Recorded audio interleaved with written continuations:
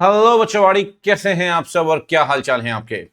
तो भाई बहुत ही क्विक तरीके से, बहुत ही शॉर्ट टाइम में आपको बता देता हूं कैसे आपको आंसर राइटिंग करनी चाहिए और एग्जाम के अंदर किस तरीके से आप थोड़े से नंबर अपने गेन कर सकते हैं अगर थोड़ा सा पैटर्न में आंसर लिखें। फॉर एग्जाम्पल, अगर कोई क्वेश्चन आता है, मैं कहता हूँ स्टैंडर्ड से, स्टैंडर्ड में SQC1 की बात करिए, ठीक है। SQC1 से आप देखिए, सिंपल तरीका है सर। सबसे पहले SQC1 आप कोट करें, टाइटल जरूर लिखें स्टैंडर्ड का। अब आप बोलोगे सर टाइटल तो याद ही नहीं है, एग्जाम है। तो भाई SQC1 लिखो, और अगर टाइटल याद कर सकते हो, खासकर जो इंपॉर्टेंट स्टैंडर्ड्स हैं, जैसे कि SQC1 इंपॉर्टेंट है, 220 इंपॉर्टेंट है, बहुत कम स्टैंडर्ड्स रेलेवेंट है, 240 250 इंपॉर्टेंट है, 402 इंपॉर्टेंट है, उनके टाइटल जरूर याद करिए, टाइटल से स्टार्टिंग करिए। उसके बाद आप देखिए प्रोविजन आपने लिखा, फिर अगेन सिचुएशन जो फैक्ट्स क्वेश्चन में दिए हुए हैं, फैक्ट्स करके भी लिख सकते हैं, हेडिंग भी लिख सकते हैं, फैक्ट्स कोई दिक्कत नहीं है। आप बोलोगे हेडिंग लिख सकते हैं, बिल्कुल लिखिए। कंक्लूजन आप देखिए, फॉर एग्जांपल ये चलो केस स्टडी है, ठीक है। अगर इन केस थ्योरेटिकल क्वेश्चन आ गया तो थ्योरेटिकल में भी इन्होंने SQC1 लिखा है, फिर आगे ऐसा नहीं कि सीधे पॉइंट्स लिखे, थोड़ा सा डिस्क्रिप्शन दिया, उसके बाद पॉइंट्स दिए, जैसे एक्सेप्टेंस कॉन्टिन्यूएंस वाले पॉइंट्स हैं, इंटीग्रिटी वाले पॉइंट्स जो हैं, तो इन्होंने लिखा हुआ है। अब फॉर एग्जाम्पल रैंडम कोई भी चैप्टर आप पिक करें, फॉर एग्जाम्पल अब क्वेश्चन है 240 से। अब ये क्वेश्चन जो है थ्योरेटिकल क्वेश्चन है, ठीक है ना। तो थ्योरेटिकल को पॉइंट वाइज आपको लिखना है, ठीक है। फॉर एग्जाम्पल मैं कहता हूँ 250 की बात करिए, 250 में अगर केस स्टडी आ जाती है, तो केस स्टडी में अगेन प्रोविजन आप थोड़ा सा ध्यान दें। 250 फिर heading, title of the standard, फिर उन्होंने प्रोविजन लिखा है पूरा, फिर फैक्ट्स लिखे हैं जो क्वेश्चन में दिए हुए, सिचुएशन, फिर कंक्लूजन दिया हुआ है। तो भाई 3 पैराग्राफ मेंटेन करके चले, मैं आपको बता रहा हूं, ये आपको अगर जहां भी जितने भी नंबर स्कोर करने वाले हैं, एटलीस्ट थोड़ा सा काम कर लेंगे एग्जाम में तो नंबर ज्यादा मिलेंगे, ठीक है। अब ये थ्योरेटिकल है, थ्योरेटिकल में आप देखो अगेन पॉइंट वाइज पूरा लिखा हुआ है, ठीक। रैंडम फॉर एग्जांपल एक आध दो चैप्टर के बाद चलते हैं, ठीक है। मेरे पास वैसे बाकी फाइल्स भी खुली हुई है, मैं आपको पी वगैरह भी बताऊंगा, बट एनीवेज अब ये 620 है। अब देखो कुछ जगह पे आप देखना 620 फिर उसका टाइटल दिया हुआ है और टॉपिक की भी हेडिंग दी हुई है। तो बहुत जगह इंस्टीट्यूट ये भी करता है, टाइटल स्टैंडर्ड टाइटल तो दिया ही है, फिर साथ में ऊपर हेडिंग दी हुई है। अब आप बोलोगे सर कि अगर ऑडिट रिपोर्ट की बात करें कि ऑडिट रिपोर्ट में क्वेश्चन कैसे बनते हैं, फॉर एग्जांपल ये क्वेश्चन है, ठीक है ना, 705 से, जैसा भी है। अब सिचुएशन, प्रोविजन, यहां भी वही है, कंक्लूजन। अब फॉर एग्जांपल, अब जैसे ये क्वेश्चन है, इसमें इंडियास का डिस्कशन किया गया है, तो 129 में लिखा है, फिर इंडियास की बात भी की है, 133 भी कोट किया हुआ है, ठीक है ना।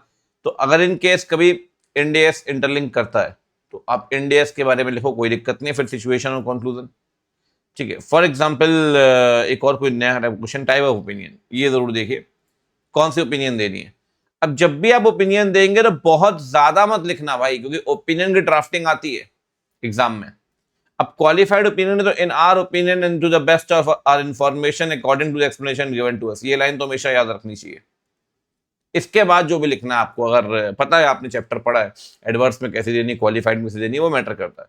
उसके बाद बेसिस फॉर क्वालिफाइड, तो बहुत ज्यादा मत लिखने लगना, जो रेलिवेंट है ड्राफ्टिंग में वही लिखिए। अब जैसे ये भी ड्राफ्टिंग है, independent report, opinion, basis for opinion, EOM, जो रेलिवेंट है वो आप लिखिए, ठीक। फॉर एग्जाम्पल अब आप बोलोगे जैसे सर कारो में क्वेश्चन आ गया, एक क्वेश्चन कारो से आता ही आता है, तो सर कारो में कैसे लिखेंगे। अब देखिए कारो में रिपोर्टिंग रिक्वायरमेंट्स, स्केड्यूल, जो भी है ना।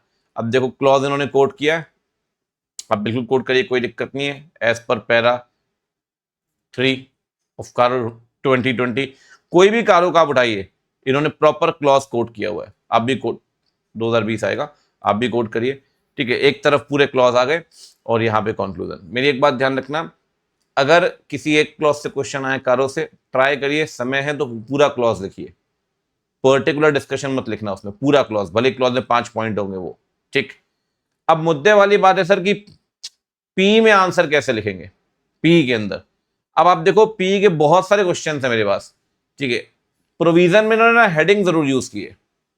अगर आपको हेडिंग थोड़ा मोड़ा भी आगे पीछे याद है, मतलब दो चार एक आध दो वर्ड प्लस माइनस यहां वहां शिफ्ट हो रहे, जंबल हो रहे हैं, तो हेडिंग लिखने का ट्राई करिए, थोड़ा गेन मिलेगा, ठीक है। वो मतलब इतना घुसेगा नहीं आंसर में, उसको पता है यार हेडिंग सही लिखी है तो अंदर कंटेंट भी मोर और लेस सही होगा, उतना बारीकियों में नहीं जाएगा, एक एडवांटेज आपको मिल जाएगा, एडेड एडवांटेज।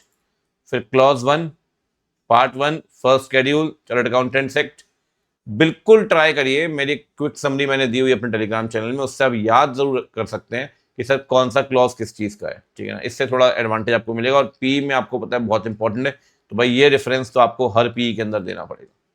फिर अगेन ये प्रोविजन हो गया, फैक्ट्स हो गए, कंक्लूजन हो गया, ठीक। कोई भी पढ़िए आप प्रोविजन, आप देखिए हर जगह पी में आपको ऊपर हेडिंग मिल जाएगी, हर जगह हेडिंग मिलेगी, ठीक। प्रोविजन, शेयरिंग विथ फीस, ठीक है, जो भी शेयरिंग फीस, अब ये पी के अंदर हर जगह proper heading, clause, part, C act. अब फॉर एग्जाम्पल आप बोलोगे सर चलो पी का तो हो गया, अब थोड़ा सा किसी और चैप्टर का बता दो जल्दी से। फॉर एग्जाम्पल आप बता दो सर हमें डीडी का, फॉरेंसिक। तो फॉरेंसिक में ज्यादातर क्वेश्चन आपको पता है सर कि थियोरिटिकल आते हैं ना, उसमें पॉइंट वाइज आप बनाइए, पॉइंट वाइज बनाइए। अब जैसे स्टेप्स भी है तो स्टेप्स प्रॉपर इस तरीके से, ठीक। तो इसमें अब एक बात जरूर ध्यान रखिए, कोई भी डिफरेंस आए, डिफरेंस कभी भी आपको डिस्क्रिप्टिव नहीं, हमेशा टेबुलर लिखना है, हमेशा टेबुलर। डिफरेंस को डिस्क्रिप्टिव ना बनाएं बिल्कुल, मैं आपको बता रहा हूं, अदरवाइज नंबर नहीं मिलने वाले, ठीक है ना। चलिए चलो, डीडी तो वैसे भी थोड़ा सा कम रेलिवेंट है ना। ये क्वेश्चन है, ये देखिए।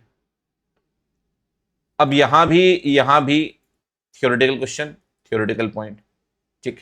थ्योरेटिकल क्वेश्चन को पॉइंट वाइज लिखिए, केस स्टडी को 3 पैराग्राफ में बांटिए, पी में क्लॉज के नाम और हेडिंग जरूर लिखिए, स्टैंडर्ड के अंदर आप स्टैंडर्ड का टाइटल, स्टैंडर्ड लिखिए, फैक्ट जरूर लिखिए, तीसरा पैराग्राफ ढंग का बनाइए।